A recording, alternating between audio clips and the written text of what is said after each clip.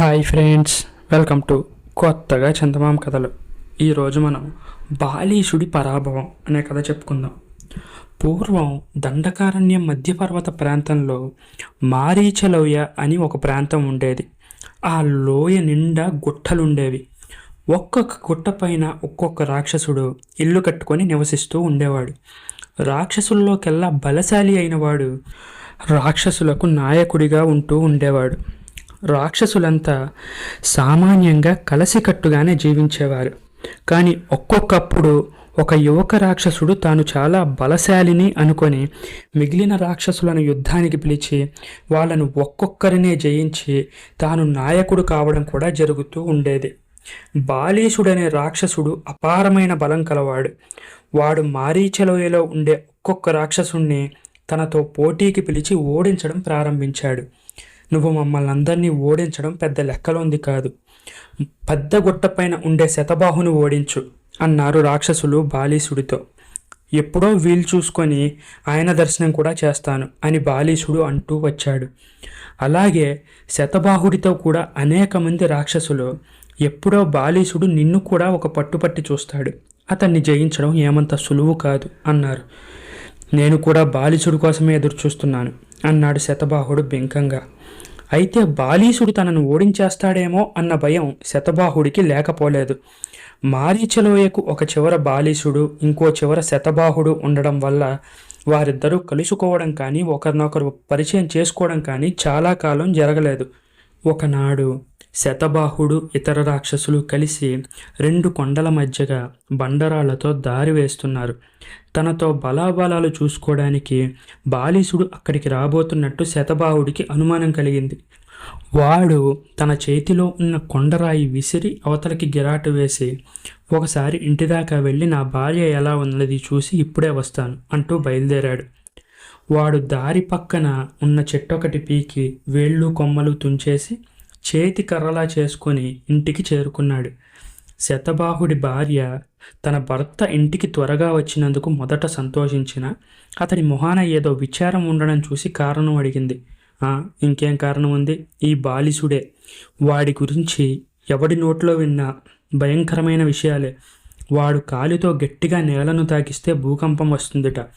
వాడు పిడుగులను బట్టి రెండు చేతుల మధ్య అదిమి అప్పడల్లా చేస్తాడట అంటూ శతబాహుడు తన బొటనవేలు నోట్లో పెట్టుకున్నాడు.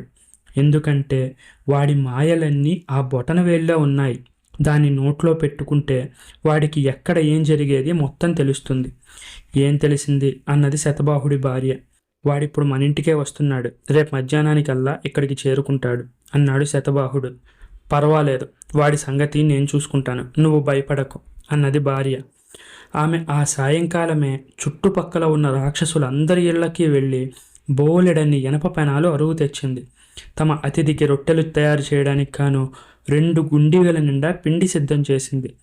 బాలీసుడు వచ్చి చేరే సమయానికి ఆమె తన భర్తను ఒక తొట్టెలో పడుకోబెట్టి అతని పైన గుడ్డలు కప్పింది. ఆ తొట్టె చాలా పెద్దది.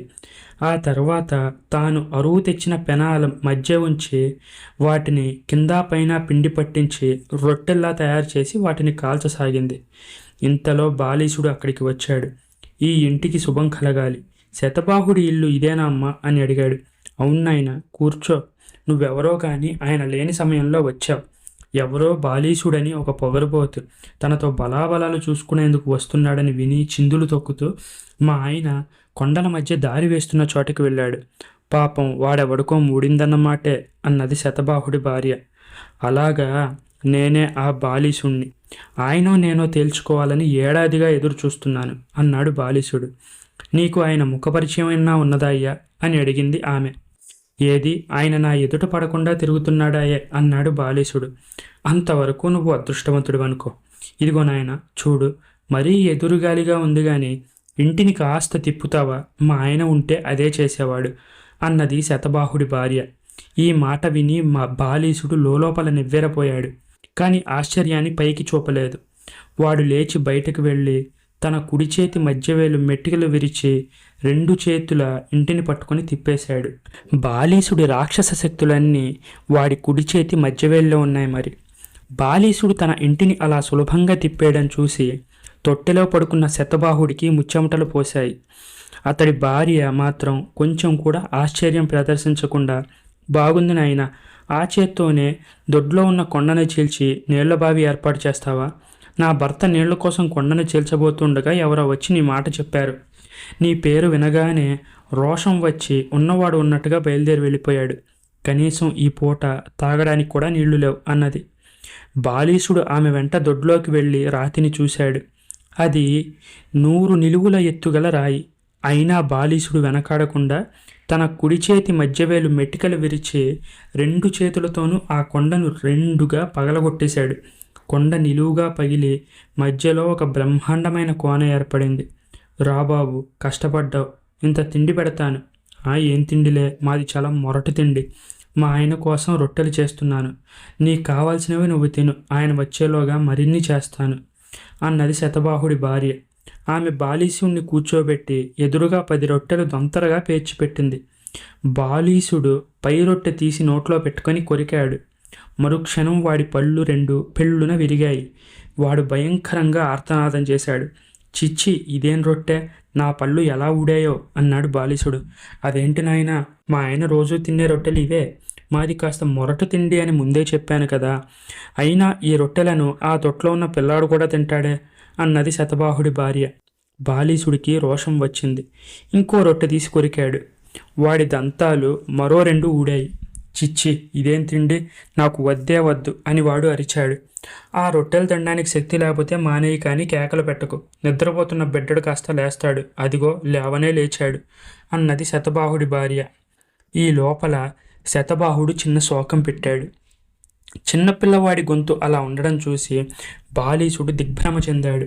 శతబాహుడి భార్య పొయ్యి వద్ద నుంచి లేచి తొట్టెలో ఉన్న తన భర్తకు మామూలుగా చేసిన రొట్టె ఒకటి ఇచ్చింది.